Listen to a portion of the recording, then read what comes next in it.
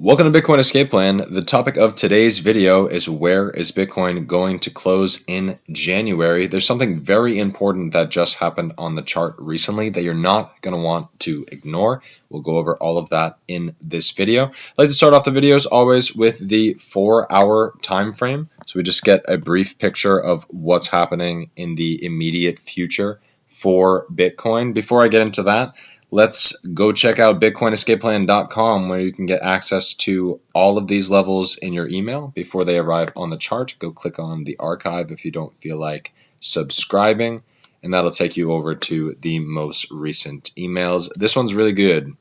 This one right here. That's a paid preview. You're definitely going to want to check that one out. Pretty crazy what you're able to do with your credit once you learn how to. So go check it out, bitcoinescapeplan.com, giving key levels as well as talking about other aspects of the market like gold, the real estate market, the stock market, etc., etc. Back to Bitcoin, baby. That's what you're here for. That's what the video is about. Like and subscribe. All right, Bitcoin. So on the 4-hour time frame, what's most important is what happened last week. So at the beginning of last week, we saw it break down to the 90.8K Fibonacci pivot level, which you would have known because I put it in Monday's newsletter, and then it broke right below it. We did go down to here. We did actually retest right above the anchored volume profile level right here. That's where the most people have bought or sold in recent memory, which sort of acts as like a price ceiling or floor. In this case, it's currently acting more as a ceiling than a floor because we broke through the floor, which means our neighbors are not happy with us. So currently, we are the loud downstairs neighbor that is banging on the upstairs neighbor's ceiling, floor, to get some attention as Bitcoin. But we're not going to get it. I don't believe, So 4-hour time frame, what we need to look for is essentially, this is very important. We're seeing the 4-hour SMA drop further and further below these Fibonacci pivots, which means price is going to continue to trend lower until we're able to see strength above that and then to push above that Fibonacci pivot, which is not very likely. So for the end of January, what I would imagine is going to happen is that we're going to continue to see a breakdown of this price towards the 80K level. I don't know if we see it yet. This is the guy I'm watching first. I say that in the newsletter.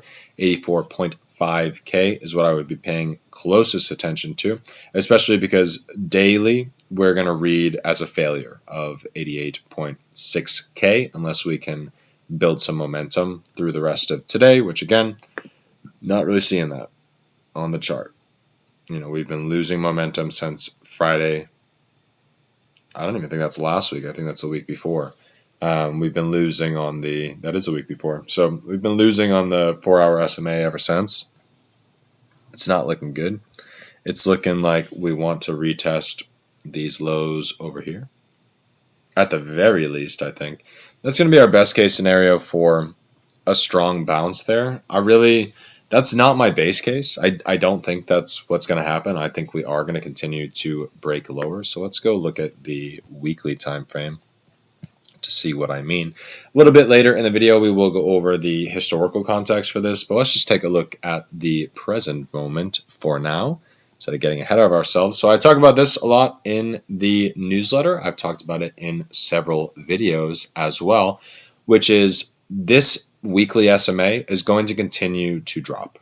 It's going to continue to drop to arch down lower until it interacts with this Fibonacci pivot, and I would imagine it's going to continue to push lower than that Fibonacci pivot. Unless we can magically flip back up to 96K within the next, 10 days or whatever. What is it, 26? So what is that, 5 days? We have like 5 days essentially to flip back above that, or it's going to read as both a weekly and a monthly failure of that Fibonacci pivot, which is exactly what I think is going to happen. I think that the chart is going to read that as a failure, and we're going to continue to break down towards 76.2. But hopefully we don't get there. Hopefully we show some strength at 84.5K or even 80K. As you can see here, this is the bottom of the closing candles, and we're currently kissing it. We're like right on it at the moment of where these guys were, which is not strong indication and actually does move us back into the territory of the March and April bottoms. Currently, it's showing a little bit of strength above them. You can see where we are right now is above all of the closing candles for that range, which is a good sign. But in the overall context of the general shape of the chart, not a very good sign. More likely an indication that we're going to want to see if we can go lower, which is still my base case for the channel. It has been for a long time. I have seen a couple analysts who I respect their work talking about how we're going to see some breakout to the upside, some massive breakout to the upside. And I just think that's delusional. I don't think that's based on any reality. Again, we'll go into the history of the chart a little bit after I go over the monthly. But this was our base case scenario. I've been talking about this since November, December, 106.8. Unless we can reclaim 106.8, there is no higher highs. It's not going to happen. I hate to break it to you. I don't think that we're going to see 115 plus until probably 2027, which is, and even then, it might be the end of 2027 or 2028 that we even come close to those levels. What I think is more likely, since we have broken down below this guy, and I'll show you when we go to 2022, I believe those Fibonacci pivots are still up, so we should be able to see it reflected on the chart then. Once it's dropped below that, it makes getting to that even more difficult, because not only do we have to break the weekly SMA, but we're also going to have to break this Fibonacci pivot as well. So we're going to have to break one major Fib pivot and one older Fib pivot after a strong push on the weekly SMA, which again, we have shown weakness since August. Since August, we've been showing weakness on the weekly time frame. Just doesn't look good. Does not look good. Does not what you want to see for strength, for going higher. It's not how reality functions. So this is probably, I would say, the most important thing on the weekly is just to continue to see where does that weekly SMA get dragged down to. I think this is already way further, quite frankly, even with just one candle print from the last time that I looked at this. I would imagine by this week's candle print for January, which we should get I guess we'll get the monthly close first, right? Because when is it's on Saturday. So it should be pretty close. Technically, we'll get a weekly close on Saturday, and then we'll get the monthly close right before. I don't know. Doesn't matter. That's what we want to look for, though. That'll get pulled right down to about 96K unless we're able to recover exactly here, which I do not see reflected on the lower time frames. That's not what looks like is going to happen. So what does that mean for the price of Bitcoin? Well, what it means is when we do break down closer to here, even if we don't go here, even if we get caught up here or able to show strength somewhere in here, which is really what we want, still our best case scenario is we're going to rise over the course of February. And again, we'll go over this for 2018 and 2022, why I believe that on the chart. Until we can get a rise back to that point, if the SMA starts to curve, starts to flatten out, starts to curve upward, then show of strength at 96K will be good. That would put us in a position where we actually can get another rise to the upside, but it's just not what the chart looks like at the moment. So if we do break below that, essentially that's like putting extra weight when you're trying to do push-ups, like putting a bunch of extra weight on your back. Eventually, you're going to do less push-ups than you would if you didn't have any weight on your back. So the weight of the weekly SMA is going to push the price down. And even if it is able to reclaim it for the first time since literally October, it's going to hit that 96K pivot right after. And if it doesn't show tremendous strength, it's going to drop. So that's what I would imagine is going to happen. We're going to test lower for a little bit into February. We're going to see strength at one of these levels between here and here. You better hope it's not there, because if it's there, I hate to break it to you, but we're going lower. But if we can see strength above 80K, that'll give us permission for another retest of 96. But again, by the time we get to it, I think we're going to be very close to that weekly SMA. And we'll likely see a failure on that. We're going to go over that very shortly. in the historical analysis. And then, yeah, I would expect it's going to continue to break down once it gets to March. And then there will be probably an April low. Pretty normal for people to sell things in March so they can pay their taxes in April. I know the feeling. So on the monthly time frame, pretty much the same story. Slightly different in terms of the SMA, but it's the same exact Fibonacci pivot at 96K. When we look back at the historical time frame, this is where we chop. We chop from where we initially touch it to about 3 or 4 months from there is we stay very close to that monthly SMA before properly breaking down below it. But as you can see on the chart, we don't touch it very often. It's not super common that we are interacting with the monthly SMA, which is why it's so important. This is years that we stay above it. Years that we stay above it. Once we touch it, though, we got to break below it. That's just how reality functions with Bitcoin and the monthly SMA. So that's our baseline expectation of what is going to happen now is we're going to see a continued chop between now and about March. And then if it can't get strength above 96, and again, 106.8 is also a Fibonacci pivot on the monthly time frame as well as the weekly. I feel like it's less important on the monthly personally. I think it's more important on the weekly. Obviously, it's still going to be reflected on both charts, but if I had to assume when we're actually going to see that, it would be March or end of February if we show significant strength. Basically, if we hold well above here, this 80K, or even quite frankly, if we're able to hold here and get a reversal going into this week, then I actually think that there is a better chance of us showing some strength here and pushing to that 106.8K. But if the weekly SMA gets pulled down to 96, and by the time that we actually interact with 96, the SMA is below it, then I hate to break it to you, but it's going to continue to break down. Might chop for a little bit around that level, but it's going to continue to break down because the SMA will just continue pulling it lower. That's reality, kids. I don't know what to tell you. That's how it functions. So on the monthly, that's what I expect is a little bit of chop between now and March. The highest possible price being 106.8K, which I think is less and less likely every day. And is more likely, as we'll see in just a moment, I'll go look at the other candles for the previous years. It's more likely that we don't really see a rise past about there, and we don't really see a drop below about there, and just some chop, and then it'll give it all back. All right, like and subscribe. So let's go over to the past years. Let's see what we can find. So this guy right here, which again, 47 point, whatever the hell that is, 47.4 times 2 is roughly 94, 95-ish K. So what does that tell us right here? Oh, that's interesting. It's about double that, which is important, super important. So I'm expecting this to go exactly the same way, where that's where I'm basing that analysis that we're just going to see chop between here and March is because of these guys. When we do break down and actually touch the monthly SMA, which again happened way later last cycle, we saw a breakdown in December. We didn't touch it till January. We fucking touched it in November. We had a minor breakdown in October. We fucking touched it in November. So we're already way ahead for this movement.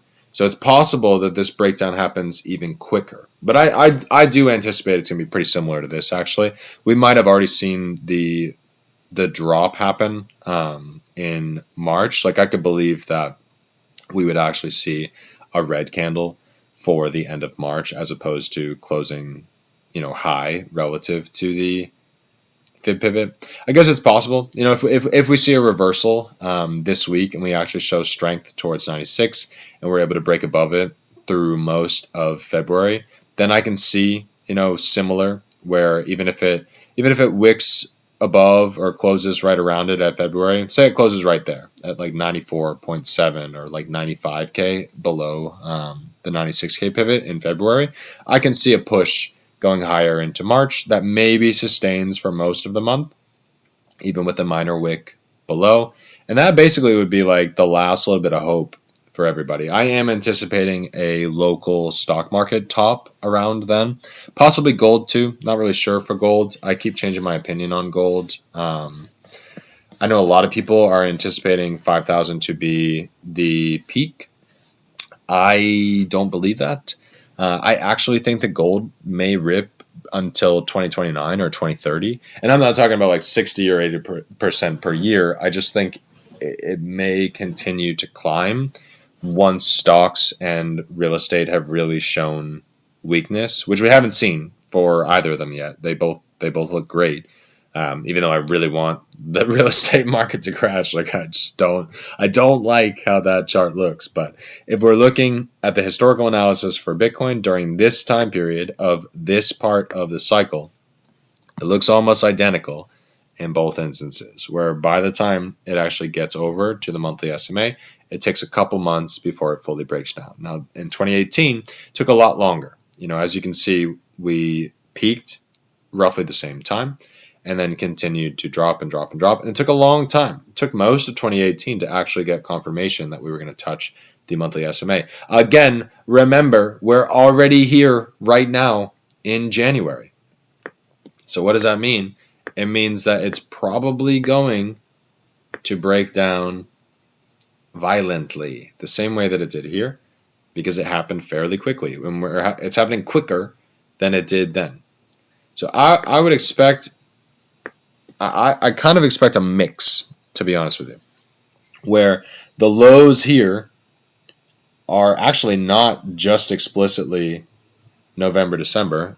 I mean, I think technically December is the low. Technically it is. But that goes into January of the next year, into March of the next year, where you're still getting great prices. Nobody would have been upset about buying Bitcoin at $4,000. It would have been great freaking prices at that time that you wouldn't have wanted to ignore. The same way here, nobody would have been upset about buying Bitcoin at 20K, even if it dropped a little bit lower. Who cares? Shut up. It's already back above it only a few weeks later, or months in this case on this chart. So that's really what we're looking for, is the bottom of this progression, which I've talked about a million times, probably going to be in here, somewhere between 73 and 50K. I did talk about that a lot in yesterday's video, so I won't go into it in too much detail here. But in yesterday's video, we found some evidence that maybe it's going to actually bottom above this point, this 61.7-ish. I don't know if I believe that, personally. The evidence that we have for that is this guy being slightly below the wick of the all-time high, but above those candles. So that would be what we're looking at for here, where price would dip below the wick, which is at about 69K, and would probably close above the closing candles. Again, I don't know if I believe that personally. I definitely can believe that we're going to show strength in this region, because again, this is the ETF. This is when the ETFs go live. So everything before this on the chart, there's no old rich white people who decide that this is where they want to put a portion of their 401ks and their Roth IRAs. Post this point, those people have their money in. A lot of people have their money in this candle and this candle, a considerable amount. So what that means is those people are going to either act as a cushion, or that's going to be a serious point of failure if all of those people decide, oh, well, I'm getting out of Bitcoin. It's clear that gold's going to keep ripping to 6,000 instead of 5,000. What am I doing in Bitcoin? That's going to cause real panic and real fear once we get to that 76.2K pivot. And in fairness, I think we're probably going to hold on to that for a little while. Like we saw a major breakdown in April. That's when we really started to fail towards the old all-time highs. This was June when we actually saw prices go to the old all-time high. And I could see a similar thing happening this time, where we see, that upward trend into March, like I mentioned. Then we're going to give it back going into April. We're going to consolidate a little bit in April. May even see a touch of this guy, but some strength, some chop around. And then I would imagine we lose that in June, July, because I kind of anticipate that's going to be another local stock market top. I think that the stock market tops are probably going to be March and July. The fact that they're going to have a UFC fight on the lawn of the White House is fucking insane and would basically be the same as like if President Teddy Roosevelt was like, let's fucking have somebody wrestle a bear on the lawn of the White House. Like that's an indication of the top of the market, in my opinion, when it's like full bread and circus mode, when the Romans are filling the Colosseum with fucking water to have battles while their economy is collapsing. That to me is what that signals. So that's kind of what I'm anticipating for July, is that it'll be possibly not the end of the stock market. If we were to go back, I'm not going to do this in this video, but I've talked about it in other videos. If we were to go back to 2007 on the chart, the top for the real estate market is July. The top for the stock market is October. So what I would imagine is going to happen for most stocks is their peaks are going to be somewhere between July and October, probably with a late August or early September pullback, like always. And then, like a blow off top for the stock market. I don't know for gold. I'm not sure. I really think, when I was doing the gold video and the gold paid newsletter, what I learned was that during the time period where the 2008 financial crisis had happened, both stocks and real estate took a long time to recover, and gold went up essentially that whole time. Like gold continued to go up into, I believe, 2012 or 2013. And that's how long it took for real estate to recover from dropping in 2007. It took until about 2012, 2013 for it to recover those levels. And that is when we started to see weakness in gold, is after that full progression of the lows of both stocks and real estate. It didn't take as much time for stocks. Stocks had fully bottomed by 2009 and then had recovered, I believe, by early 2011. So gold was still showing strength then, but was starting to slow down a bit. But then, we saw a full reversal of gold at that point when it started flowing back into stocks and real estate in a meaningful way. And that's very much what I'm anticipating here. The only difference being that some of that money is now going to flow into Bitcoin instead of just into stocks and real estate. But, we're talking about tens, hundreds of trillions of dollars. Most of that is still not going to flow into Bitcoin. I do still believe that that's going to be the stablecoin axe that actually moves like a cubic fuck ton worth of money into Bitcoin, to use a definable scientific number. But I don't expect that money is going to come in until 2027. I really am expecting us to see lows between October of this year and about January or February of next year, if we do see a prolonged, drawn out cycle like 2018, 2019. Who was president during that time? Donald J. Trump. Obviously not the same. There are very different circumstances. There weren't any governments amassing amount of Bitcoin over here. There weren't any corporations amassing. This is pre-MicroStrategy.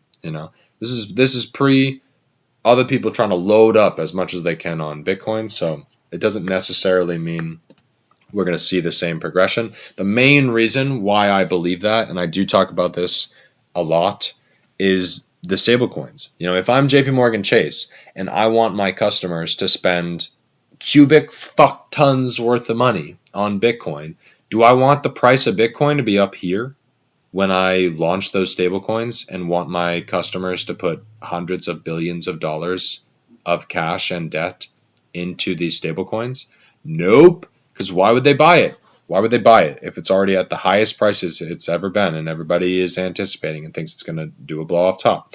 So what I think is way more likely is the Clarity Act is supposed to be passed by July.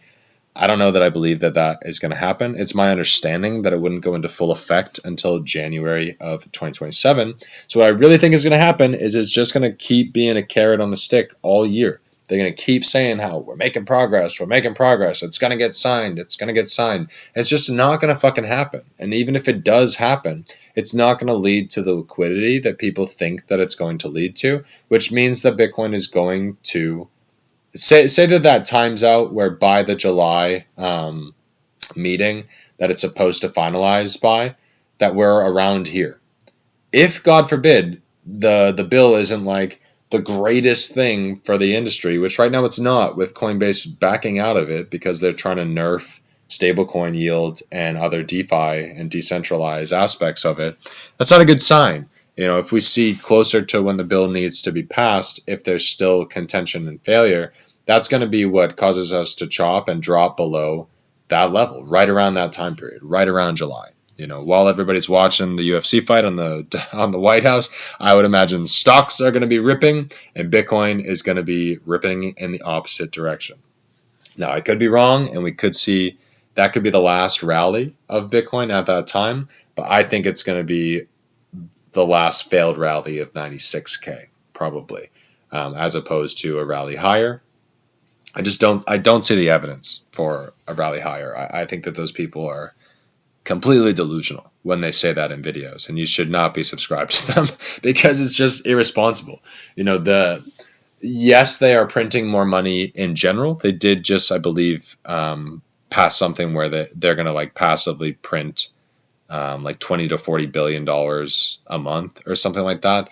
But like in the grand scheme of how much money there is on planet Earth, that's not very much money. And an even smaller percentage of that would go into Bitcoin. Even if whatever, like say that they're doing 50 and 1% of that, or 100, I guess is easier math. 1% of that goes in, that's only a couple billion over the course of the year. And Bitcoin is a $1.5 trillion asset. So it's just not going to move the needle enough to actually resume bullish prices. I know nobody wants to hear that, but the reality is when we're flirting with the monthly SMA like that, there's only one outcome, and the outcome is to break it. We can go back real quickly to older than this, but it's the same fucking story. It's the same thing in 2014. It's exactly the same. We have our peak in 2013. We start breaking down towards it because, again, this is around when Bitcoin becomes legal with the IRS. Actually, I think that might have been in March or April. Now Bitcoin is legally property with the IRS, but it's still, you're talking about like a couple $100 billion in at this point. Maybe not even. This actually is probably below 300 billion in market cap at that time. But it's roughly the same progression, very similar to 2018 in this instance where it takes longer to chop down. And that's just not what we're seeing. We're seeing something very closer to this, where it broke down quickly and then it chopped. And what did it do? It continued breaking down after. So in this particular instance for us, it broke down even quicker than it did in 2021, 2022. And now we can only assume it's either going to be as violent, or I've talked about this in several videos. I actually think that this changes things. This changes things quite a bit. That's 2024. That's when we saw, in March of 2024, we saw for the first time in Bitcoin history a new all-time high in the halving year. That's never happened before. I think that's going to do two things. It's going to act as really strong support. So that's why the possibility of Bitcoin coming down here is actually less likely now because of this guy. I think that is going to form a decent amount of support. I do still think we're going to go at least to here. Again, for the same reason I mentioned, it's going to be slightly above that closing candle. But terrible things could happen in the markets that, cause us to shift down. This is actually a very important note is, this is based on perfect scenarios. We, in the Bitcoin chart, we don't have 2008 reflected because it was created at the end of 2008. Bitcoin was created for 2008. That's what it was created for. It was for the next time that the banks are going to have to bail out, or rather that the government and the people are going to have to bail out the banks when the real estate market flips, which it still hasn't. It's still long and strong at the moment. So until that market flips, we won't see like true global weakness. But once we do see true global weakness, that is when we throw things like that out the water, where it's gonna drop below than that. Where like if we take a look at the 2020 drop, we hadn't really had a precedent before where it hits a low and then it goes back to it temporarily. Like we didn't see that in the previous cycle. Sure, it chopped around there for a while, but it didn't recover and then chop back to it. That's the only instance on the chart where it did that, where a black swan actually caused that. And if the fucking stock and real estate market start dropping like they did in 2007, I hate to break it to you, but Bitcoin is going to follow suit. It's not going to like suddenly become this asset that is like pumping while everything else is dropping. It just doesn't make sense. It's not how reality works. This is an asset that trades 24 hours a day, that anyone can put whatever dollar sum that they want into it, and they're going to use it, as their plaything during that time period. Maybe some liquidity flows to it during then. I'm sure that it will, but all that it's going to do is fill out the volume profile at those levels, which I don't even know if it shows. Yeah, it doesn't even show a meaningful amount for that. I would have to redraw it, but that's what I would imagine, is that we're going to see the longest amount of volume at those levels. And the only thing that's actually going to cause us to break below that is going to be significant failure of the stock and real estate market, which should conversely be good for gold. So again, I think gold may rip into 2029, 2030, and Bitcoin is going to be boring until probably 2028. Me personally, I'm focused on one thing and one thing only. This is what I talk about in the how to leverage your credit to buy Bitcoin video. That's all I'm concerned with, is making sure that my credit is in a position by October where I can borrow a fuckload of money to buy as much Bitcoin as possible at those levels. I don't really care if it's 60K or 50K. It does not matter to me. I would like to buy as much Bitcoin as I can at those prices, please and thank you. That's all that matters. So what I would be focused on if I were someone who is newer to crypto at the moment is reducing my debt, increasing my income, and being patient while we get to these levels. I would not advocate you be buying heavily. The last time that I told people to buy heavily was in March and April.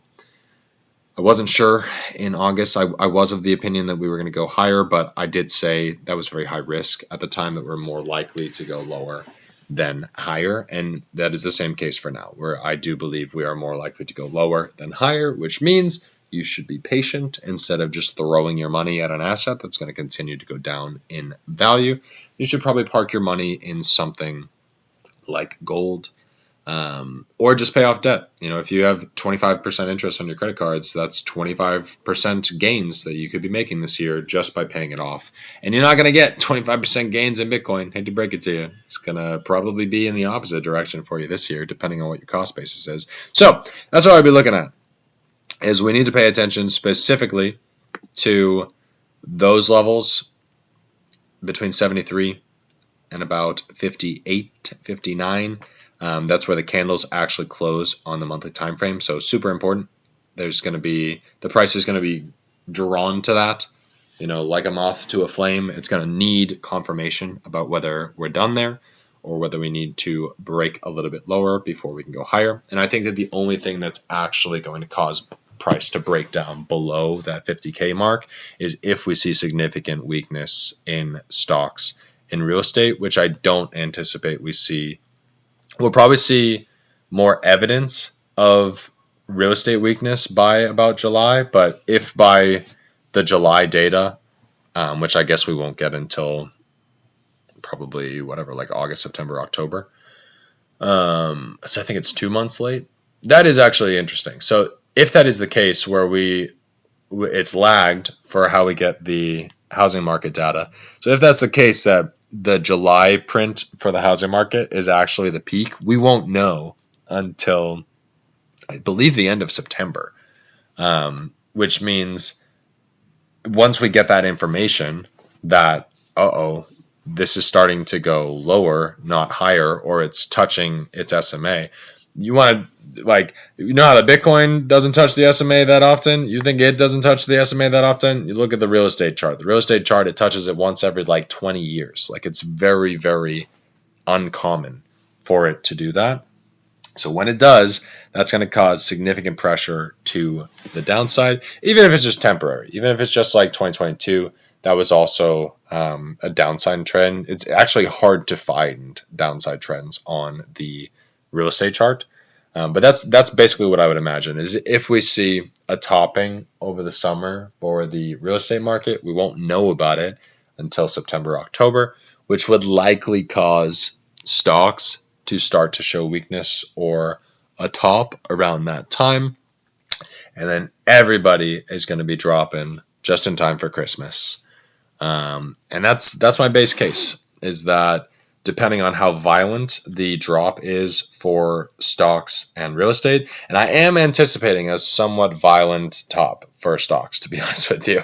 Like, I don't think Bitcoin got the parabolic top that everybody wanted, even though, again, I mean, it's pretty parabolic. It's just a little bit spread out. You know, if you actually look at the full progression of the trend instead of like just from here to there, that looks great. You have nothing to complain about. You know, you should have been buying over here, and instead you were buying dumb stuff or just not paying attention. That's your own fault. That's why you're subscribed, because now you're going to pay attention. Now you're going to know which things you actually have to pay attention to. So the only thing that I think is going to cause price to break down lower than those 73 to 50K targets would be significant weakness in housing and in the stock market. And we'll know all of that closer to July. But yeah, for the most part, like I said earlier in the video, I would anticipate slight chop to the upside for Bitcoin between now and March, and then a more complete breakdown into April, consolidation in May, one more rise in June, July, probably not higher than the highs in March if history holds true.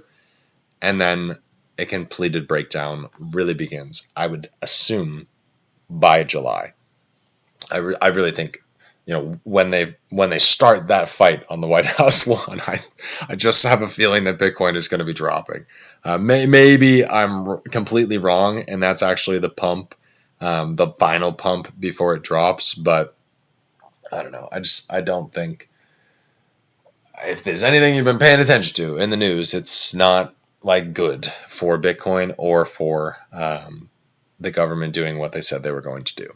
It's not super bullish at the moment. Okay, not to end the video on a depressing note, but that's pretty much what I think is going to happen over the course of the next couple months and this year, is a continued downtrend towards 73 to 50K. We do have a decent amount of support there because of 2024 and the ETF. So you can kind of think about that as like a cushion. This is all the old white people who have their money in the IBIT ETF. They're going to protect you when Bitcoin goes here. But if they get really squirrely and they get a little bit nervous, they want to sell their Bitcoin for other dumb shit, that's when you are going to see significant breakdown and weakness. And the lowest I could see is like here to here. 39 to 45, something like that. Maybe 35 to 45, but probably 39, I would think. Oh my God, it's past my bedtime. It's early in the morning. All right, that's the end of this video. I will talk to you again later this week with another Bitcoin update, as well as another paid newsletter. No clue what this one is about. We will see. All right, thank you so much. Like and subscribe. Bye.